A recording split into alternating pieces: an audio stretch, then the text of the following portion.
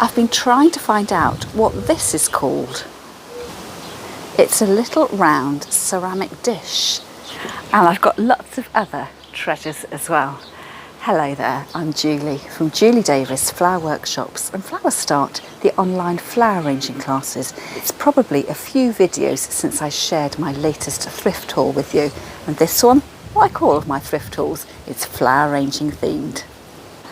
Whenever I go thrifting, I always take a shopping list with me, and I've just come back from 2 car boot sales, and my list this time said toothbrush pot, tray with legs, classic white shirt and a lamp for the kitchen window. I didn't buy any of that.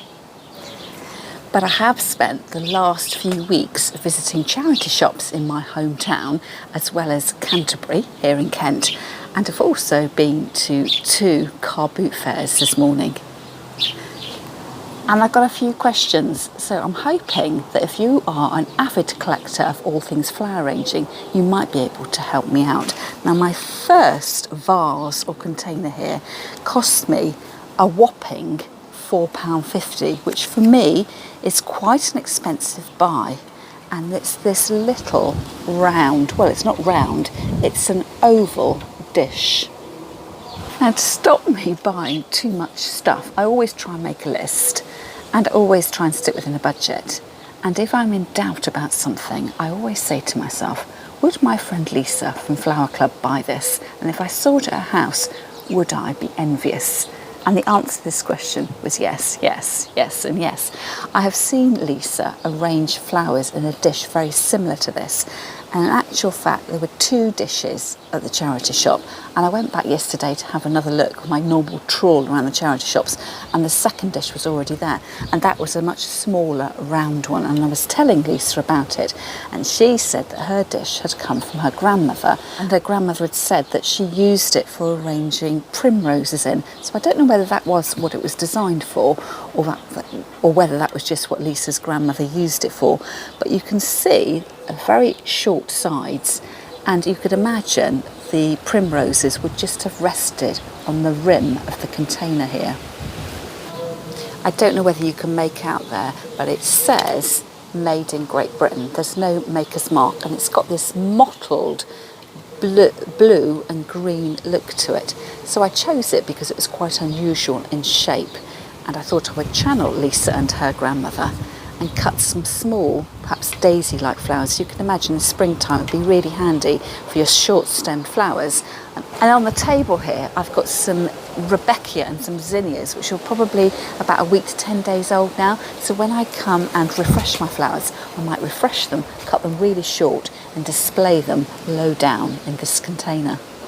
I'm filming this on a Sunday lunchtime. I don't normally film on Sundays, but today I'm going out for afternoon tea with Lisa and another friend from Flower Club, and I've bought them a gift, but I shall tell you more about that later. And actually, if you love thrift hauls, and particularly flower arranging thrift hauls, I will leave a link to my thrift haul video playlist in the description underneath this video. And perhaps for those of you who are watching in the US, and I think most of my viewers are American, that you can check out at the end of the video some of the footage I took from the car boot fair and see whether that's something you recognise from your own hometown.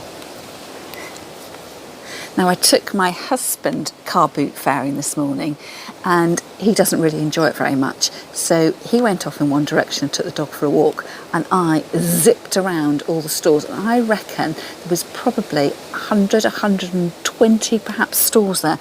And I looked around all of them in under 40 minutes, so it was quite a bit of a rush. But one thing I did find were 2 more of these little dishes.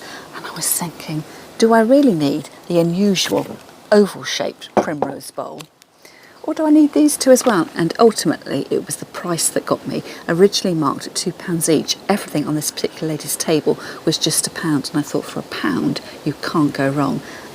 And as an added little bit of intrigue, this one here, the creamy coloured one, has actually got a maker's mark on it. It says Gray's Pottery, Stoke-on-Trent, England. And I've been trying to find out a bit more about these pieces. I'm guessing they might be dated back to the 1920s and 30s. I'm not entirely sure, but I don't actually know what to search for on the internet. So if you know what these are called, let me know. I have tried searching for round trough vase for primroses, but all that's bringing up is lots of vases which are trough planters or have been decorated with primroses. So if you know what they're called, do let me know in the comments. So I'm rather looking forward to using these and channeling Lisa and her grandmother. Next up, I have got these 4 candle holders made out of metal. And I didn't pay a single penny for them. These came from my friend Nikki. In the town that I live in, we have a sharing group on Facebook. So you can ask for things for free of charge, or you can give away things free of charge as a way of recycling things that you've got at home to try and stop them coming into landfill. And I noticed that my friend Nikki had posted these. I really like the fact they have this daisy shape to them and quite minimal in look. And when I turn them over, it says on the back that they come from I.B. Lorentzen in Denmark. And I think that the I.B. Lorentzen is the company that makes lots of candleware items, and I'm certain that the candle holder I've got for Advent, you may well have seen that in my Vlogmas series, a screw top jar with a candle holder on the top and then all the 1 to 24 numbered Advent candles. I think that came from the same maker. So I'm rather pleased to have these and rather pleased that they didn't cost me a penny. We've got some friends coming over for dinner this week, and what I thought I might do was, number 1, pray that it's not going to rain, because I fancy eating out on the patio, but I thought I might decorate my table with all my thrifted finds. So I can use my free candle holders, and what I'm going to do is to put in these beautiful candles that I've got here. So these weren't thrifted. In actual fact, these are a little gift to myself, bought during our summer holidays at Lyme Regis down in Dorset. And I've got to the stage now and I don't want to be buying holiday souvenirs, so I treat myself to something I'd really like. And I went out of my comfort zone here by picking candles that didn't match. I've got one that's in pink, a sort of minky colour, a brown and a slate grey as well. So it does make me remember my holidays without having something naff lying around the house.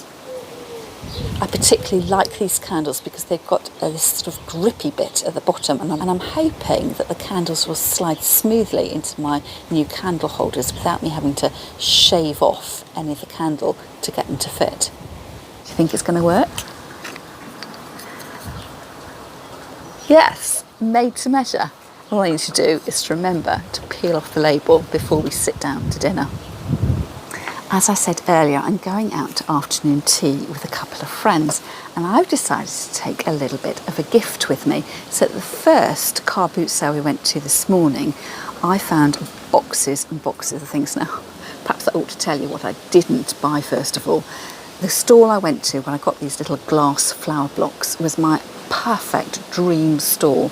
It was full of blue and white transferware crockery. There was a little bit of green and white, and there was a little bit of red and white transferware crockery as well. But I said no, those things weren't on my shopping list. I was really, really tempted by the red and white transferware crockery. They were tiny little breakfast bowls, too small for cereal. Perhaps if you were having a little bit of fruit or a little bit of yoghurt, they would have been perfect. And I just decided they weren't quite right for me. I've got lots of plates and more serving items, and in actual fact what I was really looking for was a teacup and saucer. If you've been watching me for a while here on YouTube and follow me on Instagram, you'll see I've recently bought a blue and white transferware teacup and saucer, which I think originally came from Sweden. And I just had in my mind that wouldn't a red one be really, really lovely? And the second reason I didn't buy these little bowls was they had a little bit of ridging around them, a little bit of fluting. And I have got a really huge vegetable tureen with a lid that I've used for planting spring flowering bulbs in. And I think that that dates it to the 80s, when that sort of rippled effect was quite fashionable, just to give a bit of interest to something that would otherwise be flat. So in the end, I decided to walk away, and part of the reason for that was as well, I had my husband with me, and I thought if I'm umming and ahhing over whether to buy them or whether not to, he's not going to want to go to the second car boot with me, which is always much, much better. Would you like to have a closer look? So these are the glass flower blocks, and everything on this particular stall was 3 items for £1. And the chap there did invite me just to make a pile, and he would do a deal for me. But I just wanted to spend a little bit of money rather than committing to buying lots and lots of things. So these flower box blocks are actually sealed in the bottom, so there isn't much of a reservoir of water in there. It's got one central hole and then 8 smaller holes around the edges. And what I thought I'd do is, I'm going out with flower arranging friends later, it would make a really good hostess gift. And as it's just 3 of us meeting up, I can't let my other friend, go home without one either. And on the subject of flower frogs, I might have a little bit of a problem. I'm starting to see them absolutely everywhere, and I will say that they're quite handy to use for other things. So if you want to find out more about these glass flower frogs or flower blocks, I have got another video, and I'll try and remember to link it in the description under this one. And if I forget, leave me a comment and I'll make sure that I put it in the reply back to you. So I have started using these as paperweights, as decorative items at home. I've got one on my desk with my pens and pencils in. You could put artist brushes in it. And if you were a regular makeup wearer, you could put your makeup brushes in it as well. But at some stage, I do think I need to say no more. And the reason for that is because I bought this little set here, which is a glass dish, a green glass dish, and a green flower frog in it.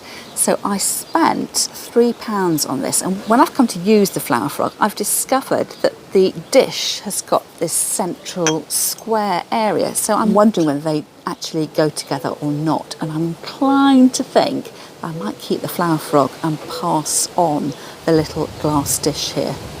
Let me know in the comments what you would do. Do you see what I mean? So it's got this little round edge here, but the base of the bowl is square, and it doesn't really fit together very well. I found that when I arranged the flowers that it was sliding around a little bit. There's nothing holding it firmly in place. But the advantage of this flower frog is that the holes go right the way through, so there is a bit more of a reservoir in the rest of the dish to hold your water. Now the next couple of items came from Canterbury.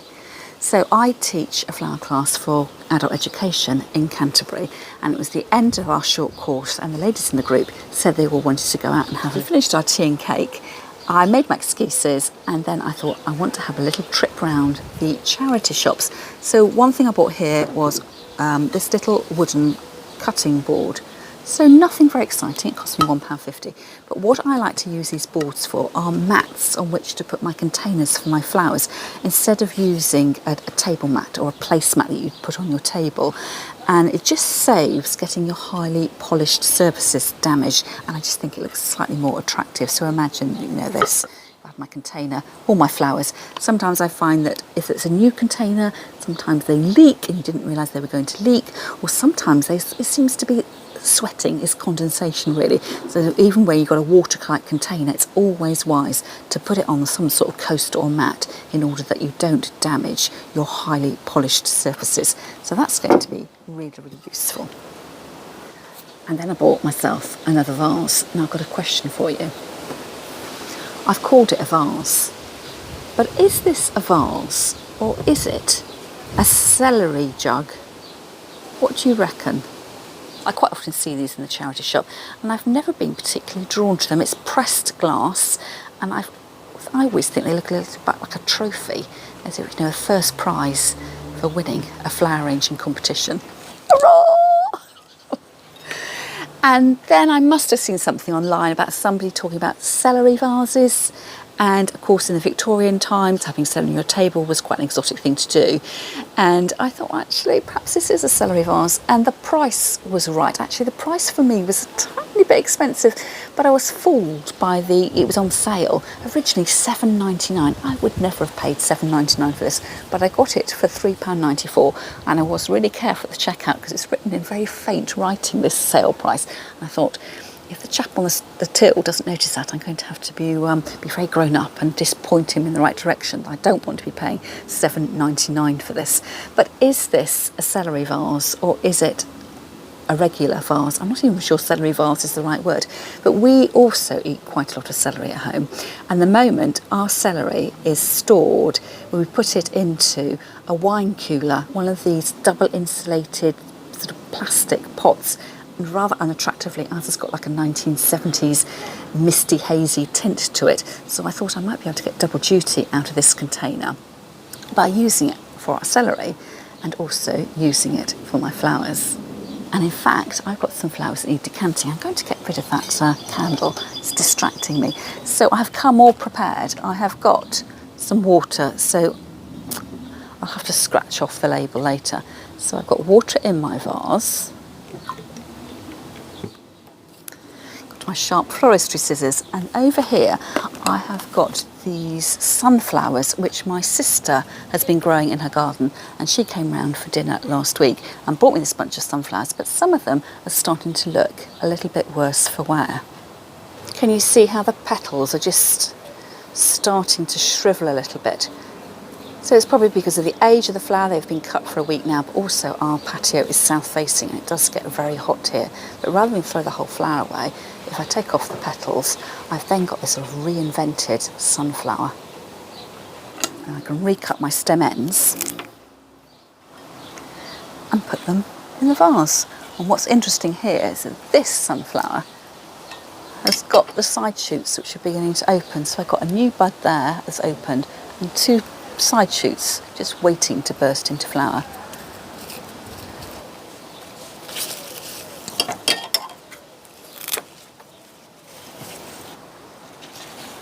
So for the moment I'm going to use this as a vase for my sunflowers, and then when the sunflowers have gone over I'll give it a really good clean out, and next time I can use it for my celery.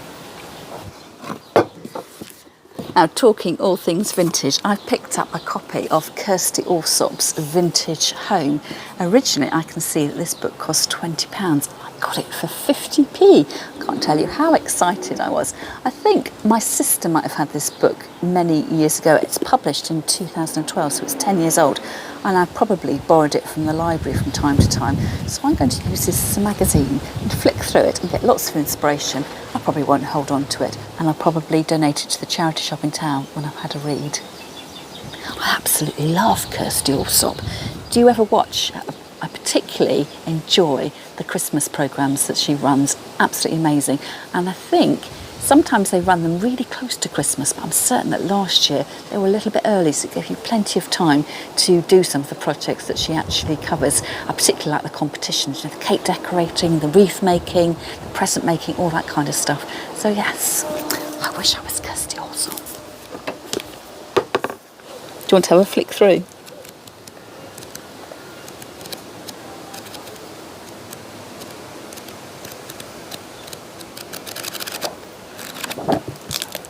And if you're interested in buying your own copy, I'll leave a link to it in the show notes underneath the video. I saw this blue and white transferware and immediately my thoughts went to Lady Mary Beth. I don't know whether you follow her here on YouTube, but she absolutely adores blue transferware and anything with a chinoiserie look.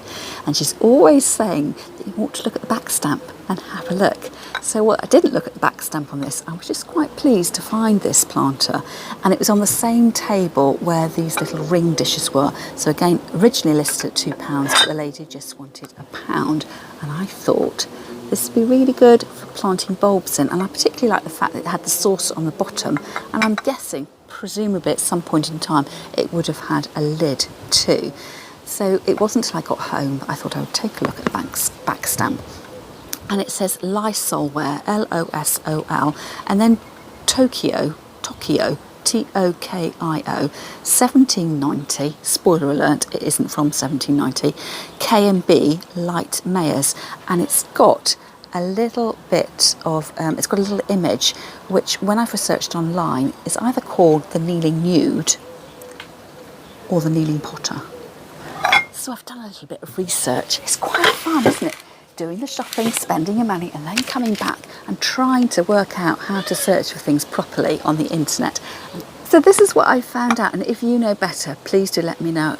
as I get on with my flower arranging career and my thrifting journey, I'm becoming more and more intrigued about what it is that I'm buying and the story behind things. So I'm a beginner here, bear with me.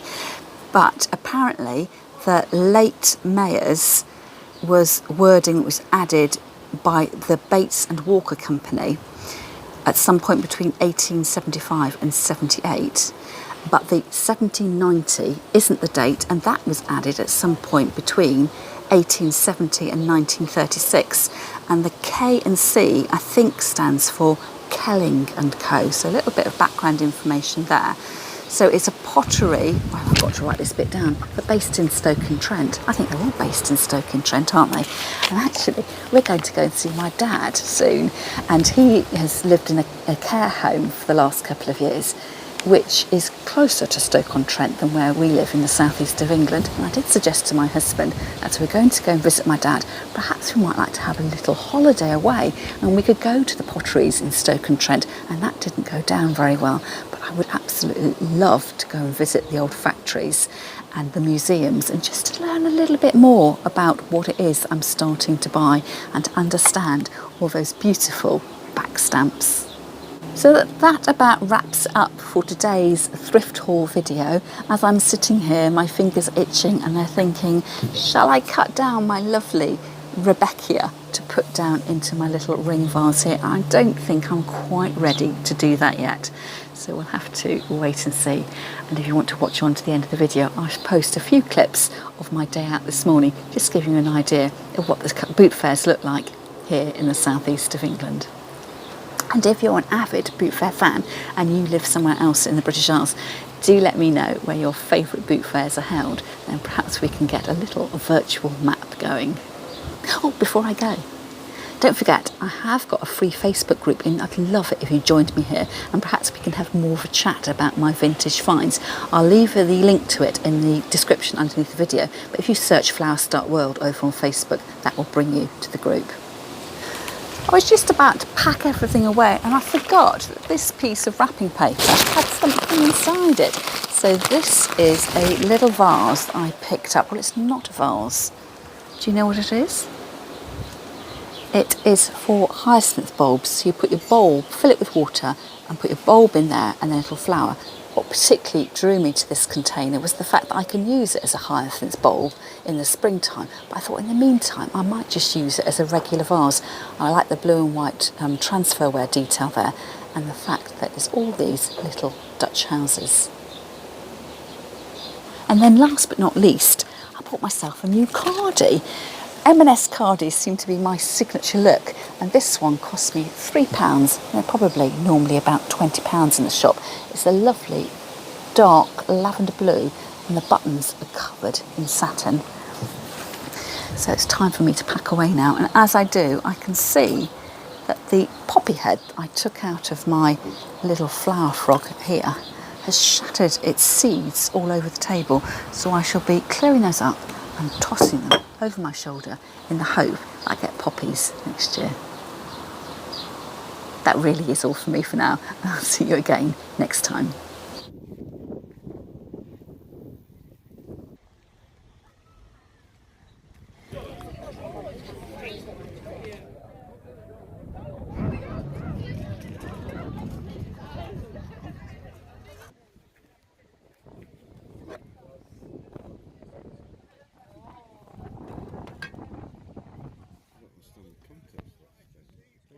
What do you mean, bringing blockbusters back?